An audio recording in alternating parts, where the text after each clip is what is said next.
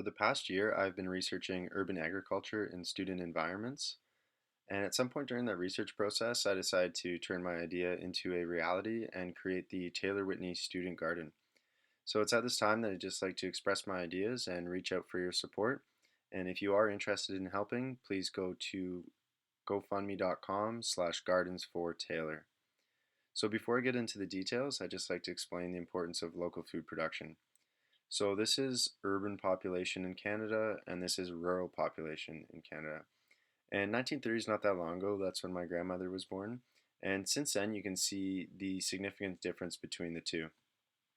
This is important because when we are reliant on other people for food production, we are extremely vulnerable to change. And so the Ontario government has created the growth plan for the Greater Golden Horseshoe. And basically, that is an action plan for urban intensification in order to preserve agricultural land. So it states that Guelph's population is going to increase by 50% over the next 25 years. And when I see wasted space, or when I see rooftops, sorry, and student neighborhoods that look like this, I see wasted space. And I think that not only should we be preserving agricultural land, but we should be increasing food production within the cities. The Taylor Whitney Student Gardens is about showing students that residential yards can be used for food production and helping create that cultural shift towards urban agriculture. So both of these yards are going to be maintained by members of the community. And this May 2 4 long weekend, we're going to be building some raised planters in the front yard here. So I encourage you to come out.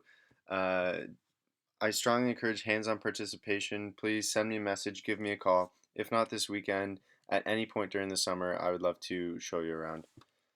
Think about this line as a representation of my life.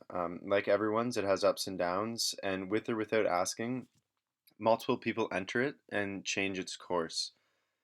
They change the way we see things, they change the way we act, our behavior. They basically help create our identity.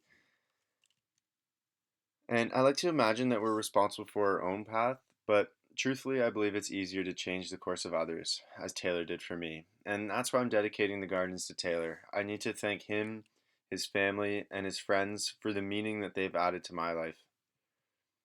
So, throughout my thesis, I explained that attitudes, subjective norms, and perceived behavioral control are what determines individual behavior. And it's for this reason that we can purposely alter the life of others through thoughtful designs. We can make the gardens mean something to the students. We can show them that local food production is normal and that it is possible, with the hope that when they move out, they'll engage in urban food production themselves. So, the bigger picture is a community of practice, and I'm not going to get into it, but basically, the model that I'm proposing for urban agriculture is economically sustainable, it is learning and education, and it has community engagement. Because it's our first year, there's a few things that I need help with. There's compost bins, rain barrels, the cost of removing this tree, water bills. The costs sort of add up as we go. Those raised planters, but this project is not this.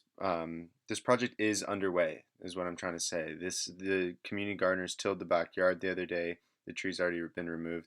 So again, I encourage you to not only help economically, but come out, get your hands dirty. We can maybe rekindle some old relationships and help create meaning in the space with us. So thank you very much for listening. I look forward to your feedback.